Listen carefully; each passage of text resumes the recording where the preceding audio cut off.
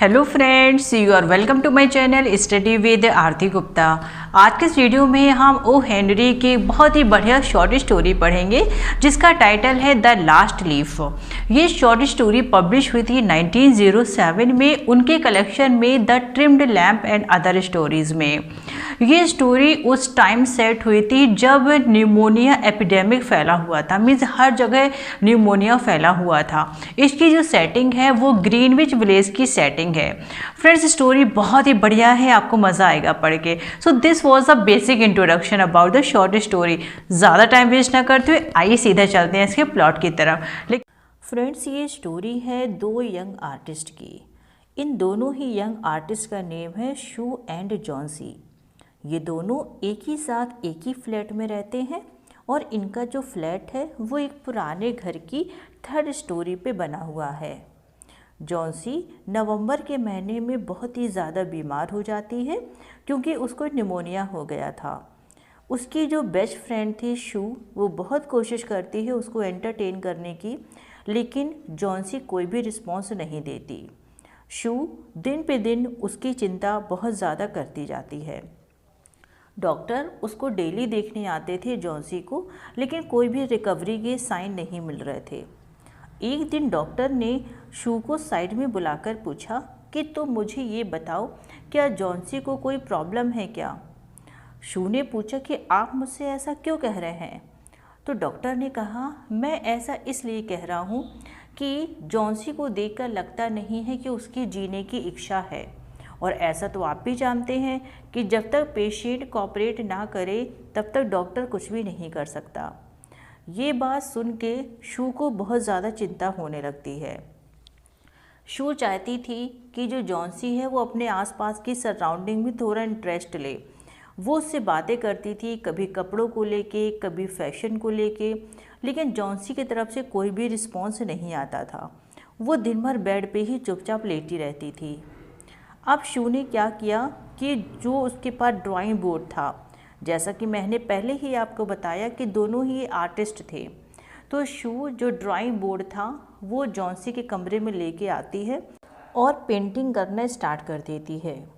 Johnsy का mind थोड़ा सा डाइवर्ट हो उसकी बीमारी से, इसलिए शू बीच बीच में पेंटिंग करने के साथ ही बीच बीच में सीटी भी बजाने लगती है, लेकिन जॉन्सी का बिल्कुल भी इंटरेस्ट उसकी तरफ नहीं होता है।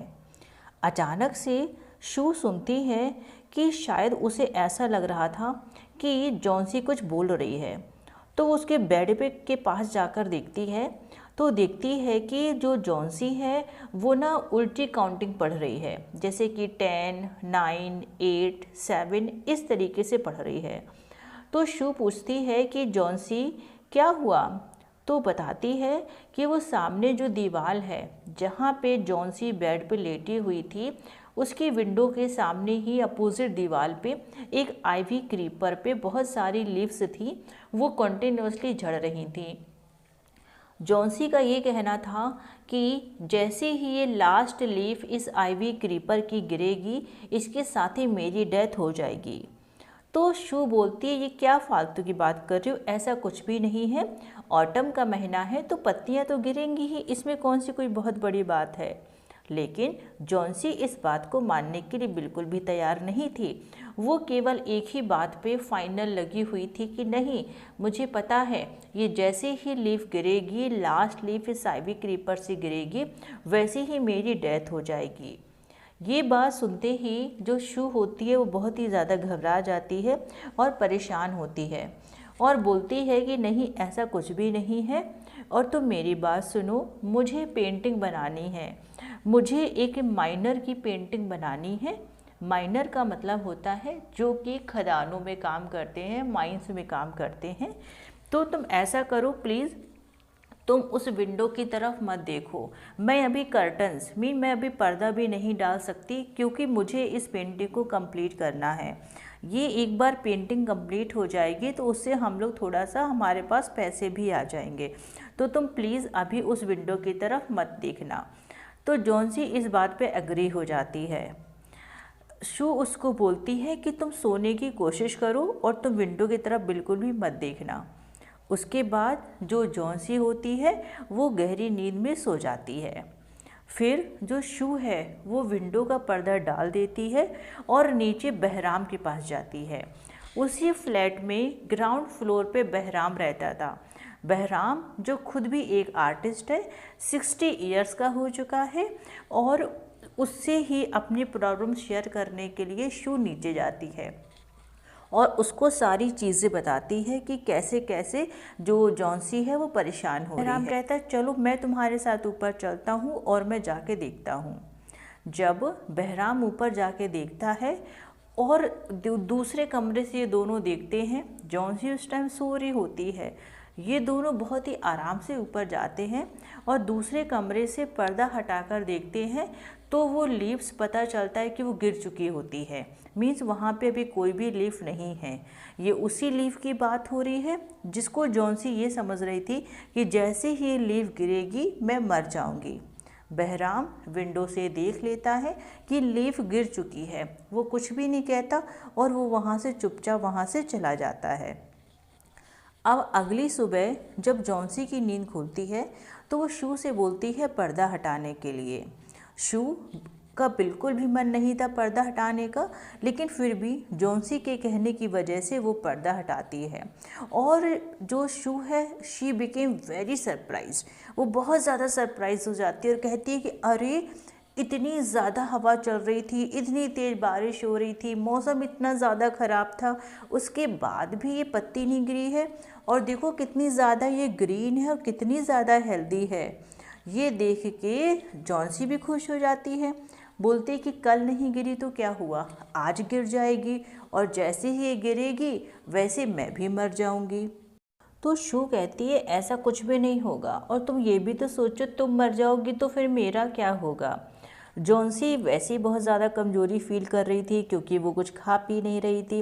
वो बहुत ही धीरे से स्माइल करती है और उसके बाद वो अपनी आंखें क्लोज़ कर लेती है और उसके बाद हर एक घंटे में वो उस लीफ की तरफ देखती है, लेकिन लीफ तो नहीं गिरती। उसके बाद बहुत टाइम ऐसा ही बीत जाता है। वो कॉन्टीन्यूसली जॉन्सी उस लीफ को देखती रहती है, लेकिन वो लीफ वहाँ से नहीं गिरती। शाम के टाइम बहुत तेज़ तूफान आता है, फिर भी लीफ नहीं गिरती। अब जो जॉन्सी है वो बुलाती है शू को और कहती है कि मैं बहुत बुरी हूँ ना, तुम मेरी कितनी केयर कर रही थी ना और मैं तुम्हें बिल्कुल भी कोऑपरेट नहीं कर रही थी, मैंने तुम्हें बहुत परेशान किया है ना, मैं बहुत बेकार हूँ ना। देखो ये लास्ट लीफ अभी तक नहीं गिरी है और मैंने भी ये रियलाइज़ कर लिया है कि मरने के बारे में सोचना कितना पाप है, मतलब ये मैं बिल्कुल भी अब मरना नहीं चाहती हूँ। उसके बाद जो शू होती है वो जॉन्सी को गले लगा लेती है और वो दोनों बहुत ही ज़्यादा खुश हो जाते हैं। फिर जॉन्सी हॉट सूप पीती है खूब सारा सा और शू उसको मिरर देती है। जॉन्सी अपने बालों में कॉम्ब करती है और स्माइल करने लगती है।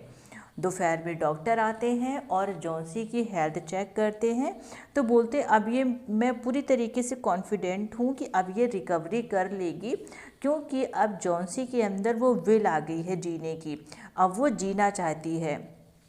उसके बाद डॉक्टर बोलता है कि अब मुझे नीचे भी जाना है क्योंकि मुझे बहराम को चेक करना है। बहराम को भी निमोनिया हो गया है और उसको बहुत तेज़ फीवर है, लेकिन मुझे लगता नहीं है कि उसके जीने की कोई उम्मीद बची है।